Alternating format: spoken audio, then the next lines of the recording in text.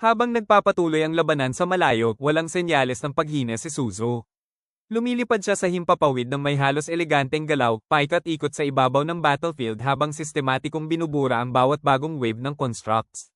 Sa bawat pagputok ng kanyang rifle, nagliliwanag ang kapatagan sa mga hyper-velocity beams na agad nagpapasabog sa mga stone beasts tungo sa ulap ng durog na bato. Parang isang one-sided extermination operation. Ngunit sa ilalim ng proteksyon ng walang tigil na barrage, ang atensyon ng grupo ay nakatuon sa mas malaking misteryo. Ang tunay na kalikasan ng ruin. This subterranean world is the core, ulit ng isang dwarf elder habang namumutla ang mukha niya.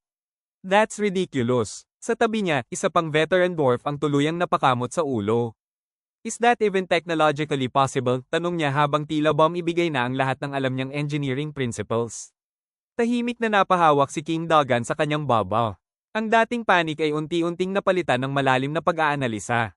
Bilang isang hari at master craftsman ng Dwarven Kingdom, alam niya ang mga limitasyon ng paggawa ng constructs at magical devices. At iyon mismo ang dahilan kung bakit mas lalong nakakatakot ang conclusion ni Light. Well, under normal circumstances, no, mabigat niyang sagot. But if this entire world is the core? Saglit siyang tumigil. At pagkatapos ay dahan-daang tumango. That would explain a lot. Dahan-daang pinagsama-sama ni King Dogan ang lahat ng piraso ng teorya ni Lord Light. Kaya pala may mga kalaban na basta na lang sumusulpot mula sa kung saan-saan, mabigat niyang sabi habang nakatingin sa malawak na kapatagan. At kaya rin pala wala tayong mahanap na core sa loob ng mga golems. Unti-unti siyang tumango habang lalong nagiging malinaw ang larawan sa kanyang isip. Sa tabi niya, isang dwarf elder ang marahang humaplos sa kanyang balbas. Tama nga, bulong nito. Kung ang buong subterranean world ang nagsisilbing core, lahat ng anomalya na nakita nila hanggang ngayon ay biglang nagkaroon ng paliwanag.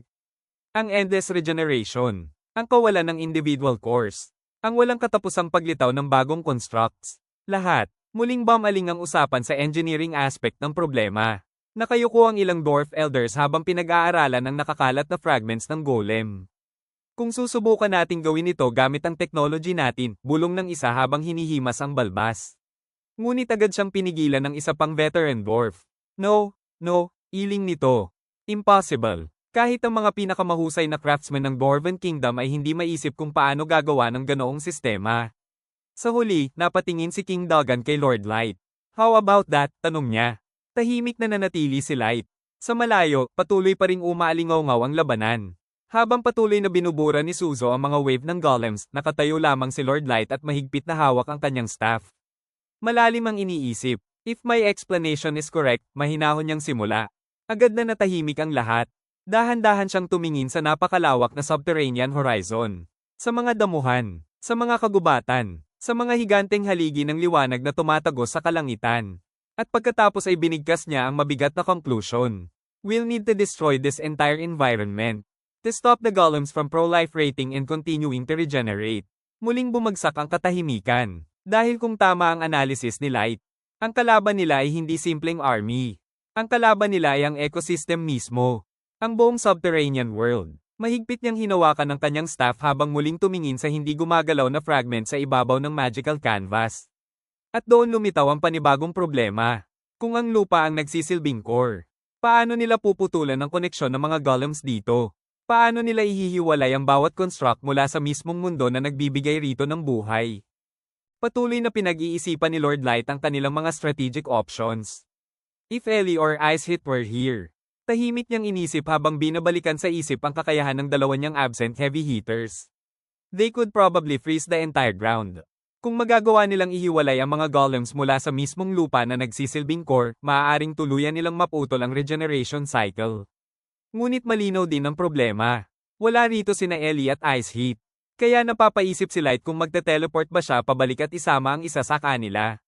Isang serye ng maliliit ngunit mabilis na yabag ang umalingaw-ngaw sa dirt path. Napalingon ang lahat. Mula sa malayo, isang maliit na apat na paang nilalang ang mabilis na tumatakbo papunta sa kanilang direksyon. Ngumiti si Mera habang nakatingin dito. One of my parts found something and came back. Pagdating ng creature sa kanyang harapan, wala itong pag-aatubiling tumalon papunta sa kanya. Sa isang halos nakakatindig balahibong tunog, ang katawan ng nilalang ay biglang natunaw at naging malalikidong substance. Sa loob lamang ng ilang segundo, dumaloy ito diretso sa nakaunat na braso ni Mera at muling nagsanib sa kanyang katawan. Naglabas si Mera ng kanyang pamilyar na mababang tawa. Unfortunately, mahinahon niyang paliwanag, I need to reattach it to my body before I can read its memories. Ang scout na ipinadala ni Mera ay nakabalik na. At kung ano man ang nakita nito sa kailaliman ng misteryosong subterranean world na ito, maaaring iyon ang susunod na mahalagang clue sa lihim ng ancient ruin. Isinanib ni Mera ang mga alaala ng kanyang scouting unit sa kanyang isipan. Ilang segundo siyang nanahimik habang pinoproseso ang impormasyong natanggap mula sa bahagi ng kanyang katawan na naglibot sa malawak na subterranean world. Pagkatapos ay agad siyang lumingon kay Lord Light. "Malord," mahinahon niyang ulat habang itinuturo ang malayong bahagi ng horizon kung saan nakatayo ang napakalalaking double helix structures na kumikislap sa ilalim ng artipisyal na kalangitan. It detected the smell of water coming from below that double helix. Bahagya siyang huminto bago idagdag ang mas mahalagang impormasyon. And it discovered a hole leading deeper underground. Biglang naputol ang lahat ng iniisip ni King Dogan. Halos mapasigaw siya habang nanlalaki ang mga mata sa matinding pagkabigla. Sa tabi niya, mabilis ding napatingala si Lord Light. There's a path leading deeper. Mabilis na nagsimulang gumalaw ang kanyang isip habang pinagdurugtong ang lahat ng impormasyong nalaman nila mula nang makarating sa lugar na ito. It's not just this level, tanong niya habang nakatingin sa malayong direksyon ng beacon. There's more even deeper. Sa halip na mabahala sa katotohanan tila wala pa silang naabot kahit matapos ang napakahabang pagbaba mula sa ibabaw, isang malawak na ngiti ang unti-unting lumitaw sa kanyang mukha. Para kay Lord Light, ang bawat bagong misteryo ay isang bagong piraso ng puzzle. At ngayon, mukhang mas malaki pa ang buong ruin kaysa sa una nilang inaakala. Dahan-dahan siyang lumingon pabalik kay Mera. Thank you for finding a hole leading deeper, Mera, magaan ngunit taos puso niyang sabi. Bahagyang yumuko ang kay Mira habang nakangiti. It was my pleasure, my lord. Sa isang mabilis na galaw, ipinasok ni Lord Light ang kanyang kamay sa loob ng kanyang robe. Mula sa loob ng kanyang damit, kumuha siya ng isang maganda at kakaibang card na kumikislap sa banayad na liwanag. Habang hawak niya ang card sa pagitan ng kanyang mga daliri, unti-unting naging seryoso ang kanyang ekspresyon. Ang dati niyang curiosity ay napalitan ng matinding tactical certainty. Tila may nabuo ng plano sa kanyang isip. It's helped me decide, kalmado niyang sabi. Mahigpit na hinawakan ni Lord Light ang card. How to handle these stone golems. Hindi na nag-aksaya pa ng oras si Lord Light. Mahigpit niyang hinawakan ang ornate card habang nakatutok ang kanyang matalim at determinadong tingin sa malawak na kapatagan kung saan walang tigil na nire-revive ng subterranean world ang hukbo ng mga stone golems. Release. At kasabay nito, ang kapangyarihang nakatago sa loob ng card ay tuluyang pinakawalan. SSSR Ultimate Sticky Web. Isang napakalaking alon ng mahika ang sumabog palabas. Mula sa sentro ng spell, isang napakasiksik at napakakomplikadong network ng higanteng webang ang mabilis na kumalat sa buong kapatagan. Parang isang dambuhalang shockwave. Parang isang puting tsunami na gawa sa mahika. Ang web ay patuloy na lumawak. Hanggang sa tuluyang matakpan nito ang napakalawak na damuhan sa abot ng kanilang paningin. Ang resulta ng spell ni Lord Light ay agad na nagbago sa buong landscape. Kung kanina ay isang malawak na berdeng kapatagan ang nasa kanilang harapan, ngayon ay tila natabunan ito ng isang napakalaking puting karagatan ng sutla. Makakapal at magkakapatong-patong na webang ang bumalot sa buong paligid. Sa gitna ng napakalawak na lambat na iyon, tuluyang na-neutralize ang walang katapusang hukbo ng mga stone golems. Ang isang stone wolf ay pilit na kumakagat sa hangin habang mahigpit na nakabalot ang makapal na web sa ulo at panga nito. Hindi man lamang nito may buka ang bibig. Sa kabilang banda, isang dambuhalang antlered construct ang halos hindi na makita dahil sa dami ng webang na nakadagan sa katawan nito. Pilit itong nagpupumiglas, ngunit wala man lamang ni isang pulgada ang naigagalaw nito. Sa iba't ibang bahagi ng battlefield, daan-daang golems ang nakabalot na parang mga kakun. At pansamantalang wala ng kakayahang umatake. Samantala, nanatiling nakatayo si King Dogan sa tabi ni Lord Light. Nanlalaki pa rin ang kanyang mga mata habang sinusuri ang buong horizon. May mga patak ng pawis na dumadaloy sa kanyang mukha. A huge spiderweb. Halos hindi siya makapaniwala sa kanyang nakikita. It's covering the entire area. Sa gitna ng kanyang pagkamangha, si Lord Light naman ay tila lubos na kontento sa resulta. Ngumiti siya habang pinagmamasdan ang nabitag na hukbo. Looks like it worked. It should stop them from moving temporarily, masaya niyang sabi. Tumingin siya kay Mera. Let's use this time, sabi niya habang itinuturo ang malayong direksyon ng higanteng double helix structure. To go to the hole you found. Luminga si Lord Light kay King Dogan upang formal na kumpirmahin ang kanilang susunod na hakbang. Is that all right with you, King Dogan? Kalmado niyang tanong. Sa kabila ng kaguluhang bumabalot sa kapatagan, nanatiling relaxed ang kanyang kilos na para bang hindi sila napapalibutan ng isang immortal na hukbo ng mga stone golems. Ngunit para sa mga dwarves, wala na silang dahilan upang tumutol. Matapos masaksihan ng lawak ng kapangyarihan ni Lord Light at ng kanyang mga kasama, malinaw na kung sino ang may kontrol sa sitwasyon. Of course, agad na sagot ni King Dogan habang mabilis na yumuyuko. Mula sa likuran niya, mabilis ding nagsalita ang isa sa mga elder. "We'll follow your lead, Mr. Light." Sa pagkakaroon ng kasunduan, muli niyang ibinaling ang kanyang atensyon sa Chimera. "There's no end to them even when we beat them," mahinahon niyang sabi habang sinisilip ang malawak na kapatagang natatakpan ng kanyang giant web. "And there's no need to bother with them anyway."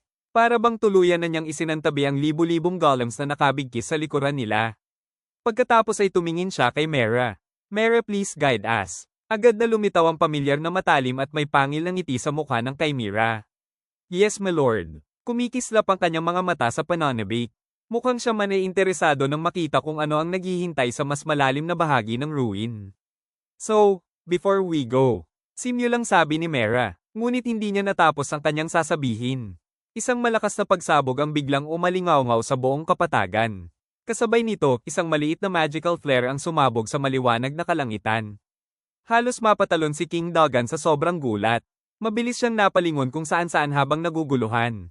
Ngunit sa halip na magpakita ng pag-aalala, ngumiti lamang si Lord Light. Isang magaan at nakaaliw na ngiti. "Don't worry," sabi niya upang pakalmayan ng hari. "It's a signal to Mera's other parts to return." "A signal?" ulit ni King Dogan habang kumukurap.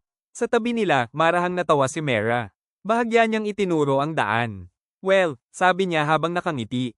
"Shall we?" Walang pag-aalinlangan, nagsimulang kumilos ang grupo. Tahimik na nagpatuloy ang expedition party sa kanilang paglalakbay sa loob ng napakalawak na subterranean world.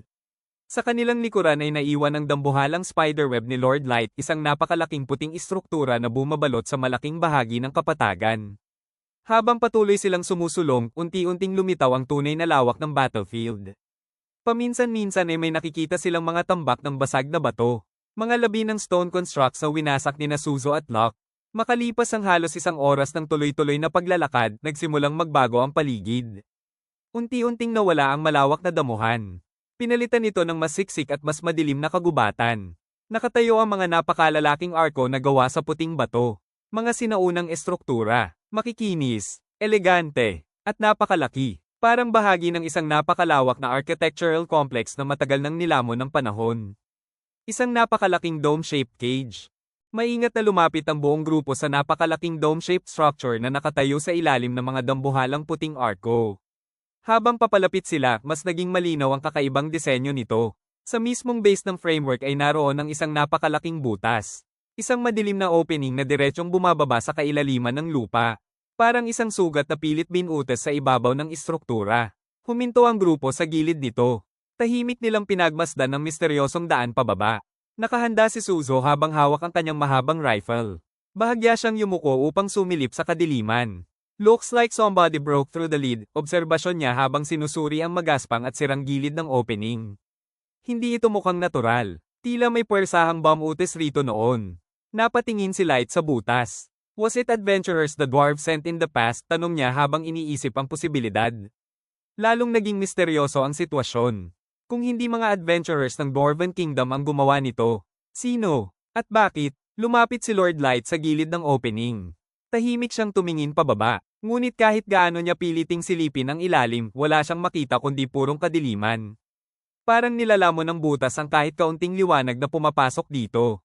"Too dark to see," as I suspected, mahina niyang bulong. Ilang segundo siyang nag-isip bago mahinahong lumingon sa kanyang likuran. Agad na nagtagpo ang mga mata nila ni May. "May," tawag niya. Bahagyang yumuko ang battle maid. "Please do what you did last time." Wala ni Kay titing na pag-aalinlangan sa kanyang mukha. "Yes, Lord Light."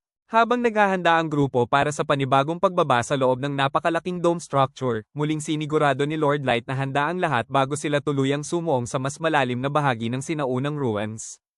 Tumingin siya sa kanyang mga kasama at mahinahong nagtanong. "We'll proceed downward. Has anyone forgotten anything?" Sandaling nanahimik ang grupo. Pagkatapos ay humakbang si Mera mula sa likuran. Ganap nang nakabalik sa kanyang katawan ang lahat ng scouting units na ipinadala niya kanina. All of my parts are back, so there's no problem on my end, maayos niyang ulat habang nakangiti ng bahagya. Sa harapan naman, nakatayo si May sa ibabaw ng malawak na platform na ginawa mula sa kanyang magic strings. Tulad ng dati, kalmado at walang bahid ng pag-aalinlangan ang kanyang ekspresyon. Then I'll begin to lower us. Agad na humandar ang mekanismo ng kanyang mahika. Dahan-daang bumaba ang malaking platform. Habang patuloy ang pagbaba, saka lamang tila tuluyang na proseso ni King Dogan ang lahat ng nangyari sa nakaraang level. Bigla siyang napabuntong hininga ng malakas. Kasunod nito ay pabagsak siyang nahiga sa sahig ng platform. That level was outrageous, reklamo niya ng malakas. Hindi pa rin niya lubos maisip ang lawak ng mundong iniwan nila sa itaas. Isang buong ecosystem. Isang napakalawak na subterranean world. At higit sa lahat, isang mundong nagsisilbing core ng napakaraming stone golems. Now I know firsthand. Why researching or recreating the past civilization's forbidden tech is the most forbidden thing. Ang boses niya ay puno ng pagod, pagkabigla, at paghanga. Bilang isang dwarf king at master craftsman, mas nauunawaan niya kaysa kanino man kung gaano kalayo ang agwat ng kanilang teknolohiya kumpara sa mga ancient. Nakatihaya pa rin si King Dagan sa sahig ng dahan-daang bumababang platform habang ang kanyang isipan ay patuloy na nilalamon ng mga posibilidad na dulot ng kanilang natuklasan sa itaas. Kung makukuha natin ang Stone Golem tech na yon, hindi ako magtataka kung mabago nito ang buong power dynamic sa surface. Sa tabi niya, kalmadong tumango si Lord Light. Hindi niya itinanggi ang bigat ng pahayag. Oo, sang-ayon niya ng mahinahon. Even just that would already change the power dynamics. Kung may lalabas ang Stone Golem technology sa surface, pagpapatuloy niya, magkakaroon sila ng kakayahang bumuo ng army na kayang mag-operate continuously, walang limitasyon ng deployment cycle. Sa simpleng paliwanag pa lang ni Lord Light, mas lalong napahawak sa ulo si King Dogan. I don't have the faintest idea kung gaano ka-advanced ang technology ng mga ancients. Nanatili siyang nakatitig sa kawalan, para bang sinusubukang habulin ang isang level ng kaalaman na lampas sa kanyang panahon. Sa harap ng lahat ng iyon, tahimik na nakatingin si Lord Light pababa sa madilim na shaft. Ngunit sa kabila ng lalim ng kanilang natuklasan at ng panganib ng mga ito, hindi siya mukhang natatakot. Sa halip, unti-unting bumalik ang kanyang karaniwang init ng loob. Isang banayad ngunit excited na ngiti ang lumitaw sa kanyang mukha. But personally, mahina niyang sabi, habang kumikislap ang kanyang mga mata sa dilim sa ibaba, I'm looking forward to whatever ancient tech we'll get to see next. Para sa kanya, hindi ito simpleng misteryo lang. Isa itong discovery, isang puzzle, at isang mas malalim na layer ng mundo na naghihintay pa lamang mabuksan. Nakatayo si May sa gilid ng dahan-daang bumababang platform habang sinusuri ang kanyang internal sensory grid. Sa mahinahong boses, muling niyang inihayag ang update sa buong grupo. Everyone, panimula niya habang lumilingon pabalik sa kanila, will reach the bottom of the hole in around 100 yards. Please be prepared for whatever may come. Patuloy pa rin ang steady, vertical descent ng malaking lift. At pagkatapos, lumantad na sa wakas ang ilalim. Kasabay ng pag-angat ng kadiliman, isang napakalawak na tanawin ang sumalubong sa kanila. Hindi ito simpleng underground chamber. Hindi rin ito basta layer ng ruins. Napatigil ang buong grupo. At si Lord Light, sandaling naniga sa gilid ng platform. Isang butil ng pawis ang dahan-daang gumapang sa kanyang pisngi habang pinoproseso ng kanyang isipan ang nakikita niya. Ngunit imbes na takot, lumitaw ang isang halo ng gulat at matinding pagkagiliw. Isang ngiting hindi niya napigilan ng unti-unting sumilay. This is, mahina niyang bulong, halos hindi makapaniwala, quite a surprise. Habang tuluyang lumalabas ang descending lift mula sa shaft, ang dating inaasahang bottom layer ng ruins ay unti-unting naglalaho sa likod nila, pinalitan ng isang tanawing walang sino man sa grupo ang nakapaghanda. Sa ibaba nila, hindi ito madilim na cavern. Hindi ito underground dungeon. Isang napakalawak na karagatan ang bumungad sa kanila. Isang maliwanag, malakristal na asul na dagat ang kumalat hanggang sa dulo ng paningin, parang walang hanggan ang lawak. Ang tubig ay malinaw at kumikislap sa ilalim ng isang artipisyal na langit na tila mismong gawa rin ng sinaunang sibilisasyon. Isang natural na ritmo na kabaligtaran ng lahat ng nakita nila sa mga nakaraang layer, tahimik, buhay, at sobrang normal, ngunit imposibleng nasa ilalim ng lupa. Sa malayo, isang nag-iisang isla ang nakalutang sa gitna ng dagat. May makakapal na puno, luntiang halaman, at isang anyong parang tropical paradise na walang katapusan ng katahimikan. Ang imposible at napakalawak na subterranean ocean ay tuluyang sumire sa natitirang composure ng mga Dwarven elders. Sabay-sabay na sumabog sa isang exaggerated na reaksyon sina King Dagan at ang kanyang mga tagapayo. Isang sabayang sigaw ng puro gulat ang umalingaw-ngaw sa platform, halos maghalo-halo ang boses nila sa iisang alon ng hysterical disbelief. Para sa kanila, hindi na ito simpleng discovery. Ito ay pagbasag sa mismong konsepto ng mundo na alam nila. Sa ibaba lamang ng kaguluhan, nanatiling nakatayo si Lord Light sa gilid ng platform. May bahagyang pawis sa kanyang pisngi, pero hindi dahil sa takot kundi dahil sa patuloy niyang pagproseso ng hindi kapani-paniwalang scale ng kanilang natuklasan. Tahimik siyang napatingin sa nagwawala pa ring mga dwarves. I might be, bulong niya habang bahagyang napangiti, more worried about them. Matapos ang napakahabang pagbaba mula sa shaft, sa wakas ay narating ng platform ang destinasyon nito. Dahan-daang huminto ang lift sa isang puting mabuhanging baybayin. Sa harapan nila ay ang walang katapusang tanawin ng napakalawak na subterranean sea. Ang malinaw na tubig ay kumikislap sa ilalim ng artipisyal na kalangitan habang ang mga alon ay tuloy-tuloy na humahampas sa pampang. Sa sandaling bumukas ang platform, tila naglaho ang lahat ng takot at pag-aalala ng mga dwarven elders. Napalitan ito ng isang bagay na mas mapanganib.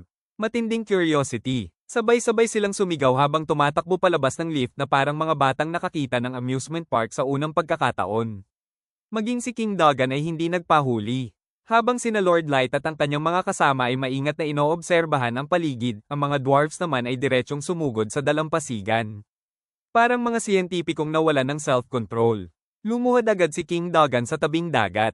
Walang pag-aalinlangan niyang sinalok ang tubig gamit ang dalawang kamay. Pagkatapos ay diretsyong ininom ito. Sa kabilang banda, ang ibang elders ay mas lumala pa.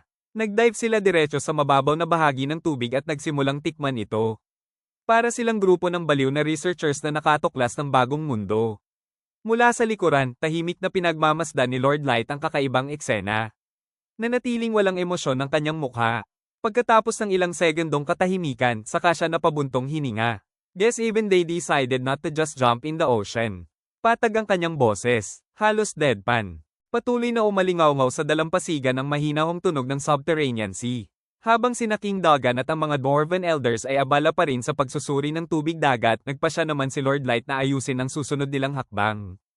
Tahimik siyang lumingon sa kanilang pangunahing scout. Mera, please survey the area. Agad namang lumawak ang ngiti ni Mera. Isang mababa at pamilyar na tawa ang lumabas sa kanyang bibig. Yes, my lord. Sa sumunod na sandali, biglang kumilos ang kanyang slime-based body. Sunod-sunod na ramagasa ang mga tunog habang ang kanyang katawan ay naglabas ng napakaraming pakpak at balahibo. Ang madilim na anyo ni Mera ay tila sumabog sa isang umiikot na bagyo ng mga ibon. Sa gitna ng transformation, nanatili ang kanyang matalim at may pangil na ngiti. Isa-isang humiwalay ang mga bahagi ng kanyang katawan, nag-anyong malalaking seabirds at scouting gulls. Pagkaraan lamang ng ilang segundo, isang napakalaking kawan ng mga ibon ang pumailan lang sa artipisyal na kalangitan. Lumipad ang mga ito sa iba't ibang direksyon. May mga tumungo sa bukas na karagatan. May mga naglakbay patungo sa malalayong bahagi ng horizon. At mayroon ding lumipad sa direksyon ng mga istrukturang halos hindi pa nila nakikita mula sa baybayin. Mabilis na kumalat ang buong flock hanggang sa magmukha silang maliliit na tuldok sa kalangitan. Matapos mawala ang mga scout sa malayo, muling bumalik ang katahimikan sa isla. Si Lord Light ay nanatiling nakatayo sa buhanginan. We'll wait for them to return, mahinahon niyang sabi. Pagkatapos ay bahagya niyang ibinaba ang tingin sa hawak niyang staff. I guess we can take a break. Wala pa silang sapat na impormasyon upang gumawa ng susunod na hakbang. Hindi rin nila alam kung ano talaga ang layunin ng level na ito. At higit sa lahat, wala silang paraan upang ligtas na galugarin ang napakalawak na karagatan ng walang reconnaissance. We don't have a goal in mind, pagpapatuloy niya habang pinagmamasdan ang malawak na dagat sa likuran niya. And it would be dangerous to travel across an ocean this large without information. Biglang tumalikod sina King Dogan at ang mga dwarven elders mula sa dalampasigan. Parang sabay-sabay silang may naisip na napakahalagang bagay. Sa isang iglap, ang pagod at pagkabigla na kanina lamang ay makikita sa kanilang mga mukha ay tuluyang naglaho. Pinalitan ito ng isang mas mapanganib na kondisyon. Scientific curiosity. Diretso silang nagmarcha papunta kay Lord Light. Mr. Light, masiglang tawag ni King Dogan. Huminto siya sa harap ng batang leader habang ang iba pang elders ay nakapila sa kanyang likuran. Then may we research this island and the ocean in the meantime. Sa likuran niya, ang mga mata ng iba pang dwarves ay tila kumikislap sa sobrang excitement. Para silang mga batang pinayagang pumasok sa pinakamalaking laboratory sa mundo. Si Lord Light ay sandaling napatigil. Tahimik lamang siyang tumingin sa grupo. Sure. Agad na lumiwanag ang mga mukha ng mga dwarves. "We'll guard you," pagpapatuloy ni Lord Light. "But please do be careful." Bahagya siyang napalingon sa malawak na karagatan. The island is one thing. Tumalim ng kaunti ang kanyang tingin. But even we don't know what's in the ocean. Isa yung makatwirang babala, ngunit tila wala itong epekto sa kanilang audience. Sa katunayan, mas lalo pang lumaki ang ngiti ni King Dogan. Ang kanyang mga mata ay halos maging hugis bituin sa sobrang excitement. Patuloy na umalingaw sa paligid ang banayad na tunog ng mga alon ng subterranean ocean.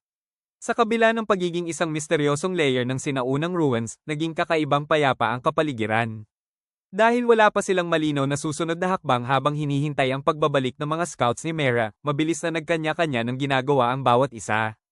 Habang nagpapatrolya si Nazuna sa tabing dagat at si Mera naman ay nakabantay malapit sa tree line, tila ginawa ni Nazuna ang imposibleng karagatang ito bilang sarili niyang playground. Masayang hinihila ng babae ang kanyang napakalaking greatsword sa mababaw na tubig sa baybayin. Wala siyang pakialam kung nababasa ang buhangin o natatalsikan ng tubig ang kanyang kagamitan. Huminto siya sandali at tumingin pababa. Malalaki at blanko ang kanyang mga mata habang pinagmamasdan ang malinaw na tubig na dumadaloy sa ibabaw ng napakalaking espada. Parang batang unang beses na nakakita ng dagat. Sa hindi kalayuan, ang mga Dwarven Elders naman ay tuluyan ng nalunod sa kanilang research frenzy. Dalawa sa kanila ang halos sumisid sa makakapal na halamanan. Nagkalat ang mga dahon habang masigasig nilang sinusuri ang mga halaman at puno ng isla. Tahimik lamang silang pinagmamasdan ni Jack habang nagtatala ng kung ano-anong obserbasyon ng mga Dwarven researchers. Samantala, si King Dogan ay nakatayo hanggang tuhod sa tubig. At gaya ng inaasahan ng lahat, kumakain na naman siya. Walang pag-aalinlangan siyang sumisalok ng tubig dagat gamit ang kanyang mga kamay at diretsyong iniinom ito. Parang naghahanap ng pagkakaiba sa lasa. Mula sa tuyong bahagi ng dalampasigan, tahimik na pinagmamasdan ni Lord Light ang kabuoang kaguluhan. Dahan-dahan niyang itinaas ang isang daliri sa kanyang baba. Well, bahagya siyang napasweat drop habang nakatingin kay Nazuna. Nazuna's sword is protected by magic, so it shouldn't rust. Napahinto siya sandali. I don't think, hindi man lang siya ganap na sigurado sa sarili niyang paliwanag. Sa paraan ng paggamit ni Nazuna sa legendary weapon na iyon, kahit ang common sense ay tila sumusuko na. Habang iniisip niya yon, isang pamilyar na boses ang tumawag mula sa kanyang likuran. Lord Light, lumingon siya. Nakaharap sa kanya si May. Sa loob lamang ng maikling panahon, tuluyan itong nabago ang isang bahagi ng dalampasigan. Sa ibabaw ng malinis na buhangin ay nakapwesto na ngayon ang isang eleganteng resting area. May maayos na mesa na natatakpan ng puting tela. May mga katugmang upuan. At higit sa lahat, may malaking payong na nagbibigay ng komportableng lilim laban sa artipisyal na sikat ng araw ng subterranean world. Para itong isang high-class seaside resort na bigla na lamang lumitaw sa gitna ng isang ancient ruin. Yumuko si May ng may perpektong formalidad. Lord Light, I've prepared an area for you to rest. Agad namang naglaho ang bahagyang pagod sa mukha ni Lord Light. Napangiti siya ng mainit. Thanks, May. Patuloy na umalingaw sa buong baybayin ang banayad na tunog ng subterranean ocean. Sa tabi ng dalampasigan, nakatanim ng tuwid sa buhangin ang napakalaking greatsword ni Nazuna. Habang ang karamihan ay abala sa kani-kanilang gawain, tahimik namang nakaupo ang babae sa tabi ng kanyang espada, pinagmamasdan ang mga alon na dumarating at umaalis. Sa hindi kalayuan, lubos namang sinasamantala ni Lord Light ang maikling pagkakataong makapagpahinga. Sa ilalim ng eleganteng patio umbrella na inihanda ni May, komportable siyang nakaupo sa mesa habang hawak ang isang mamahaling porcelain teacup. Sa kanyang likuran, nakatayo si May ng may perpektong postura. Nakapikit din ang mga mata nito habang tahimik na binabantayan ng kanyang Panginoon. Sa loob ng ilang minutong iyon, tila wala ng mga walang katapusang golem. Walang ancient traps, walang mga kakaibang lihim ng past civilization. Isang simpleng pahinga lamang sa tabi ng dagat. Ngunit syempre, hindi maaaring magtagal ang normal na kapayapaan kapag kasama nila si Nazuna. Sa tabing dagat, bahagyang yumuko ang babae. May napansin siya. Nanlaki ang kanyang mga mata. Tahimik siyang nakatitig sa tubig. Dahan-dahan siyang dumakat gamit ang kanyang nakabaluting kamay. Pagkatapos ng ilang segundo ng matinding pagsusuri, biglang gumalaw si Nazuna. Sa isang marahas na galaw, ibinuka niya ang kanyang bibig. At diretsyong isinubo ang tubig alat. Tumigil ang oras. Nanigas si Lord Light. Lumaki ang kanyang mga mata. Ang tahimik na bakasyon sa tabing dagat ay tuluyang nasira dahil sa isa na namang kainahinalang desisyon ni Nazuna. Pagkatapos ng ilang segundong pakikipagbuno sa sarili niyang bibig, sa wakas ay bumigay ang kanyang katawan. Nanlaki ang kanyang mga mata. Kasunod nito ay isang marahas na. Agad niyang ibinuga palabas ang lahat. Tumalsik ang alat na tubig dagat pabalik sa buhangin. Napayuko siya habang paulit-ulit na umuubo. Sa ilalim ng peso umbrella, tuluyan nang nawala ng lakas si Lord Light. Dahan-dahan niyang ibinaba ang kanyang tasa. Pagkatapos ay tinakpan ng mukha gamit ang isang kamay. Isang mahabang buntong hininga ang lumabas mula sa kanya. Nazuna, napailing siya. Ano ba ang ginagawa mo? Ganap nang naging deadpan ang kanyang ekspresyon. Parang nawala na siya ng kakayahang mag-ulat. Sa dalampasigan naman, agad na napuno ng luha ang mga mata ni Nazuna. "My Lord." Parang batang napag-alitan, agad siyang tumakbo papunta sa mesa ni Lord Light. Patuloy pa rin siyang umuubo habang pilit na inaalis ang nakakalasong alaala ng alat ng dagat sa kanyang bibig. Pagdating sa mesa, kumapit siya sa gilid nito. Namimilipit ang kanyang mukha sa paghihirap. "But, the dwarfs drank it, so I thought maybe it would taste good." Pagkatapos ay desperado niyang sinimulang kuskusin ang sariling dila. Para bang may nalasahan siyang pinakamasamang pagkain sa buong mundo. Muli namang napabuntong hininga si Lord Light. Unti-unting napalitan ng awa ang kanyang pagkapagod. "Here." Bahagyang ngumiti siya. "Wash your mouth out with this. And have some cookies." Masayang tinanggap ni Nazuna ang tubig at cookies na ibinigay ni Lord Light. Wala siyang inaksayang kahit isang segundo. Agresibo niyang ininom ang laman ng baso, desperadong inaalis ang maalat at mapait na lasa ng dagat na naiwan sa kanyang bibig. Tahimik siyang pinagmamasdan ni Lord Light. Mukhang kontento naman siyang hindi na sinusubukan ng kanyang vanguard na kumain ng anumang random na bagay mula sa beach. Ngunit sa tabi nila, biglang nanlaki ang mga mata ni May. Nanigas siya sa kanyang kinatatayuan. Isang napakadelikadong realization ang biglang tumama sa kanya. Ang basong ginamit ni Nazuna ay mula kay Lord Light. Unti-unting namula ang kanyang mukha. Sa hindi kalayuan, si Suzu naman ay nakatayo lamang sa buhangin. Tahimik. Ganap na tahimik, ngunit ang parehong kaisipan ay tila dumaan din sa kanyang isip. An indirect kiss with Lord Light. Nanatiling walang kamalay-malay si Lord Light sa kakaibang tensyon na biglang bumalat sa paligid. Para sa kanya, simpleng tubig at cookies lamang ang mga iyon. Samantala, si Nazuna ay masayang-masaya. Pagkatapos ubusin ng cookies, agad siyang ngumiti ng napakalaki. Parang muling nabuhay matapos ang kanyang trahedya laban sa dagat. "Thank you, my lord." Masigla siyang sumigaw. Nagniningning ang kanyang mga mata sa paghanga. "You're so nice." Bahagya pa siyang yumuko pasulong. "That's why I love you lots." Tahimik na humigop ng tsaa si Lord Light. Walang kahit anong reaksyon. Parang normal na normal lamang ang sinabi nito. Ibinalik niya ang tasa sa mesa. "Thanks." Pagkatapos ay bahagyang tumilim ang kanyang tingin. Hindi bilang isang commander, kundi bilang isang taong napagod na magligtas ng kasama mula sa sarili nitong mga desisyon. From now on, itinaas niya ang isang daliri. "Be more careful about what you put in your mouth, alright?" Agad namang tumayo ng tuwid si Nazuna. Tinapat niya ang kanyang dibdib ng may buong kumpiyansa. Parang isang elite knight na tumatanggap ng mahalagang misyon. "Don't worry." Masigla siyang sumaludo. "I know." Ang maikling pahinga ng grupo ay unti-unting nagtatapos habang ang mga scout ni Mera ay nagsisimula ng bumalik mula sa kanilang reconnaissance mission sa malawak na subterranean ocean. Mula sa malayong himpapawid, isang malaking kawan ng mga ibon ang bumaba patungo sa isla. Dahan-dahan silang umikot sa ibabaw ng beach bago tuluyang bumagsak patungo kay Mera. At pagkatapos, parang likidong bumabalik sa pinagmulan nito, ang mga ibon ay nagsimulang matuno at sumanib muli sa kanyang katawan. Pagkatapos ay ibinigay niya ang kanyang ulat. Napaisip si Lord Light habang pinoproseso ang impormasyong natanggap. "So, it seems." Bahagya siyang tumingin sa malawak na karagatan. "There's an island to the south with a double helix like the ones we saw above." Tumango si Mera. Nananatiling nakakurba ang kanyang matatalim na pangil sa isang kumpiyansang ngiti. "And it has another hole." Simple ngunit napakahalagang detalye. Agad na naunawaan ni Lord Light ang kahalagahan nito. Isa na naman itong daan patungo sa mas malalim na bahagi ng sinaunang ruins. Marahil ay isa na namang layer ng imposibleng mundo ang naghihintay sa kanila sa ibaba. At higit sa lahat, hindi na nila kailangang maghanap ng walang direksyon. Agad na lumiwanag ang mukha ni Lord Light. Isang tunay at masayang ngiti ang sumilay sa kanyang labi. "I can always count on you." "Thanks, Mera." Sa unang pagkakataon matapos ibigay ang ulat, tila natigilan si Mera. Bahagyang lumaki ang kanyang mga mata. Napakabilis lamang ng sandaling iyon. Ngunit malinaw na hindi niya inaasahan ang ganoong direktang papuri. Muling bumalik ang kanyang karaniwang composure. Ngunit mas malambot na ngayon ang kanyang ekspresyon. Tumingin siya kay Lord Light ng may lubos na paghanga at katapatan. Pagkatapos ay bahagya siyang commendat. "There's no need to thank me." Mahinahon ang kanyang boses, ngunit puno ng taos-pusong debosyon.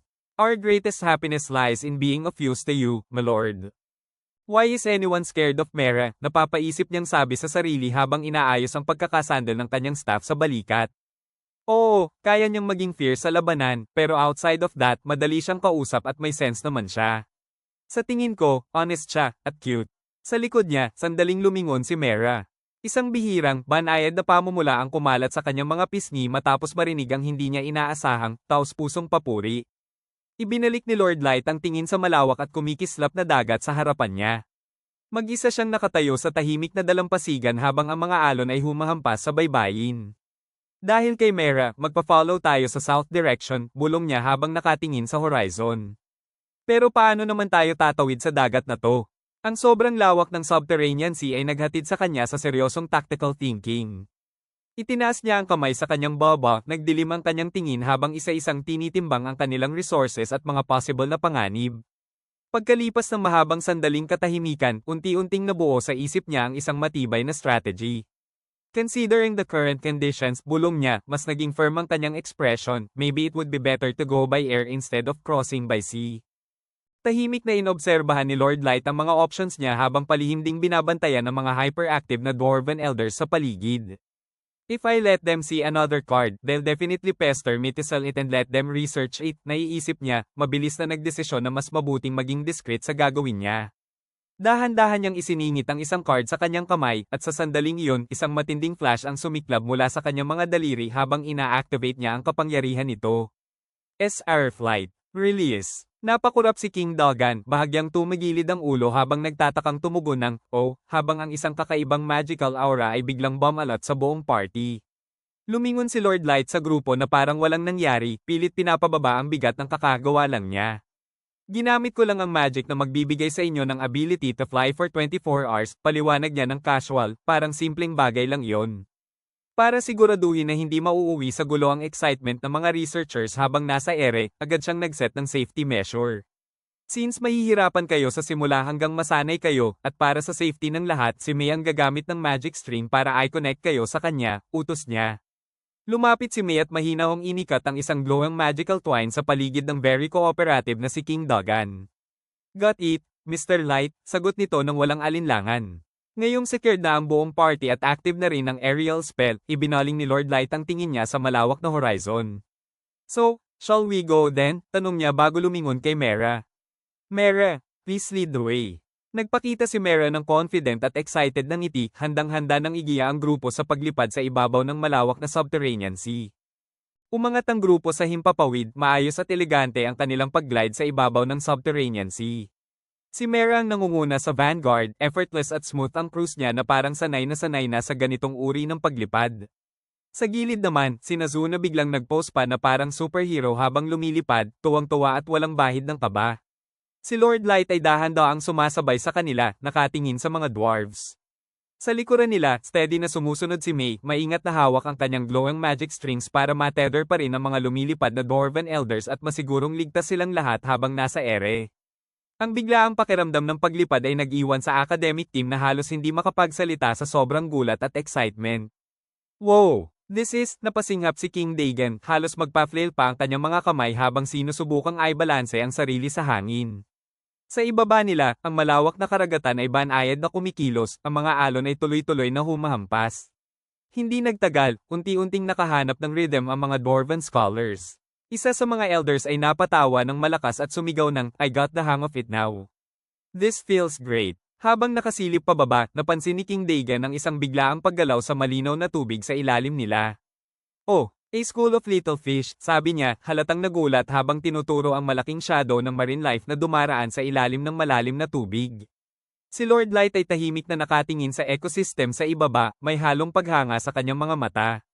"Wow, seeing it again while we're flying up here," bulong niya sa sarili, tuluyang nahihipnotismo sa napakalawak at imposibleng lawak ng sinaunang mundong bumubukas sa ilalim nila.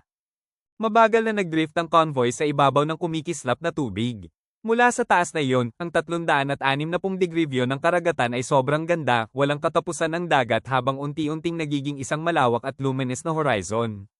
Habang patuloy silang nagga-glide sa open sky, si Lord Light ay nananatiling malalim ang iniisip, nasa gitna ng tactical analysis. The adventurers, the dwarves sent to this ruin in the past, paano nila natawid ang ocean na ito? Tahimik niyang tanong sa sarili habang nakatingin sa walang katapusang asul sa ibaba. Itinaas niya ang kamay sa kanyang baba, unti-unting nagkakabuo sa isip niya ang mga piraso ng palaisipan. Yung lead sa hole pababa sa level na to was broken, so someone probably made it here. Wala ring remains or abandoned possession sa maliit na island, ibig sabihin nakalayo pa sila after that, right? Ngunit bigla, ang kanyang tahimik na pag-iisip ay tuluyang naputol. My lord! Over there, sigaw ni Nazuna, sabay wave ng mga kamay habang may goofy at malapad ng ngiting pa ng excitement. Napakurap si Lord Light, agad na na-distract mula sa kanyang analysis at sinundan ang tinuturo nito. Sa ibaba nila, ang surface ng ocean ay biglang nabuhay.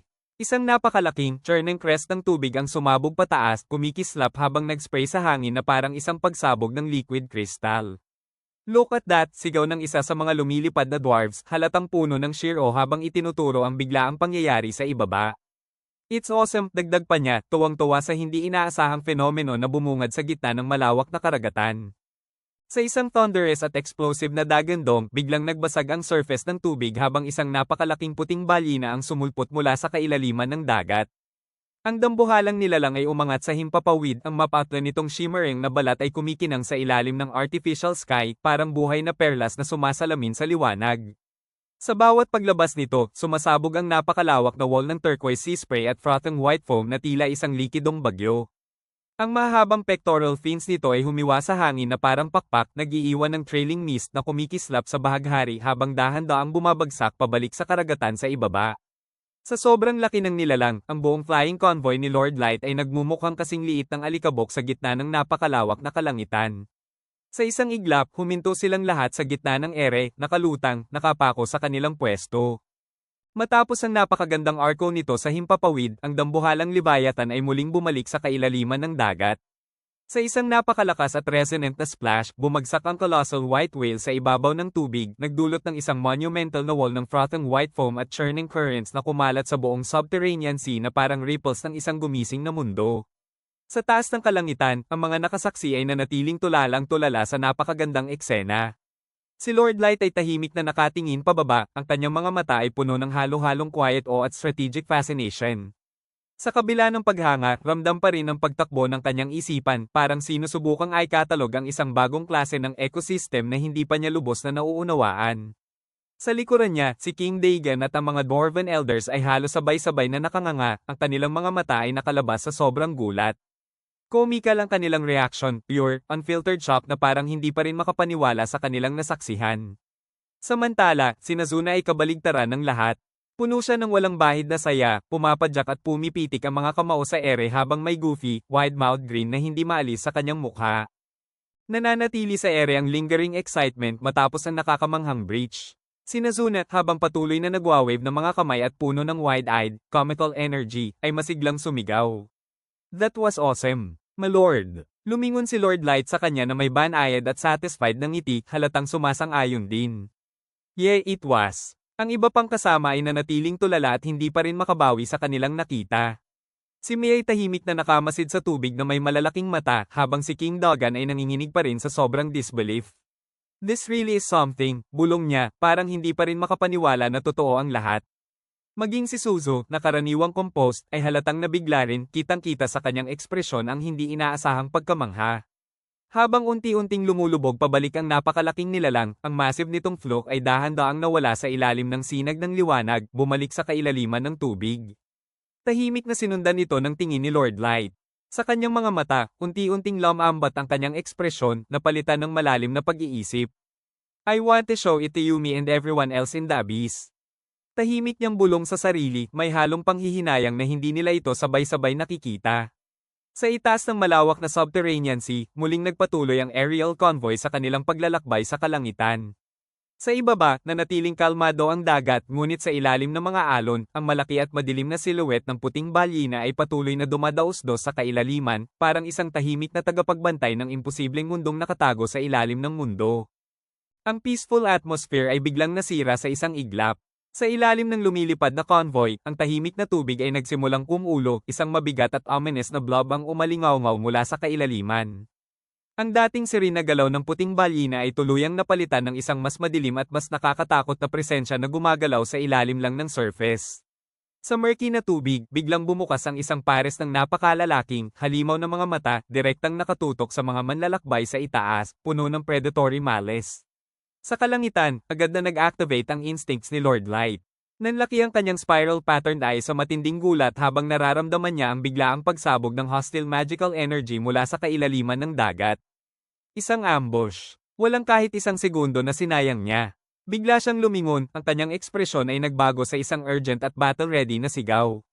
Jack, utos niya, tinatawag ang kanyang matinding guardian. Sa tamang oras, kumilos si Jack na parang kidlat. Tumalon siya pasulong sa gitna ng ere, humahampas ang kanyang coat sa hangin habang umiikot ito sa likod niya. Nagpakita siya ng matinding agresibong ngisi, halatang ready na sa laban. On it, sigaw niya pabalik habang sinasandatahan ang sarili para harapin ang kung anuman ang aahon mula sa dagat. Sa isang deafening, skyward roar, isang napakalakas na kolum ng tubig ang biglang sumirit pataas mula sa kailaliman, parang liquid spear na humahati sa hangin habang diretso itong tumutok sa flying convoy. Agad na kumilos si Jack nang walang pag-aalinlangan.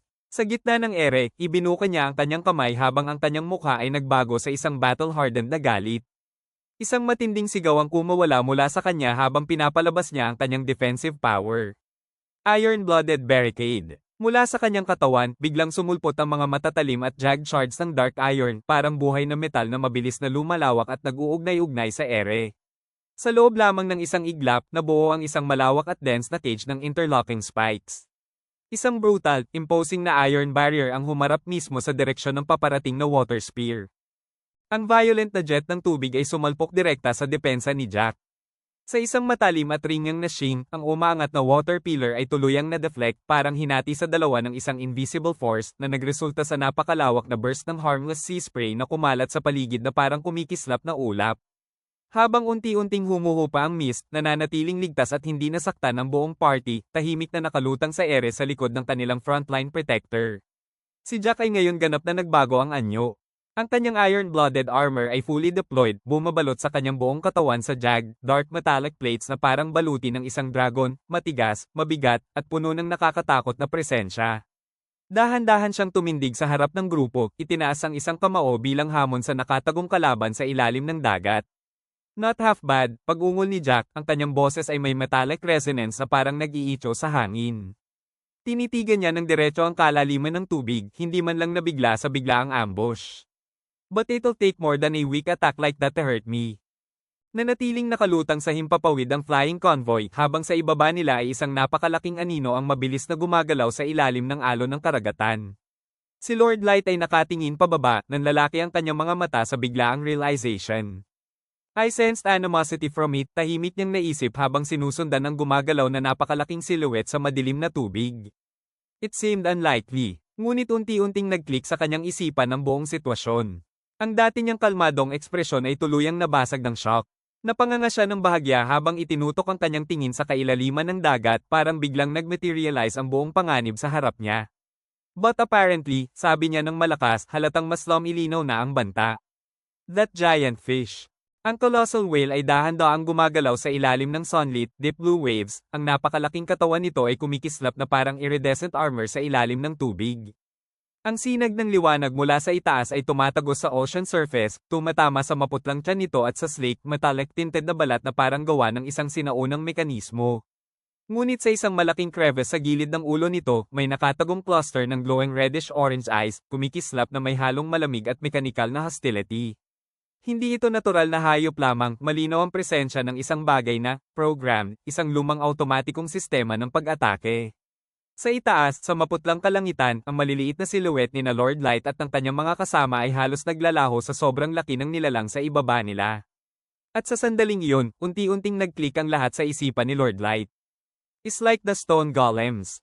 Biglang naging mas mabigat ang kanyang ekspresyon habang naiintindihan niya ang pattern ng ruin na kanilang kinakaharap. Another monster that eliminates intruders. Malamig niyang sabi, ngayon ay malinaw na ang pagkilala sa lumang, programmed na agresyon na bumubuhay sa halimaw sa ilalim ng dagat.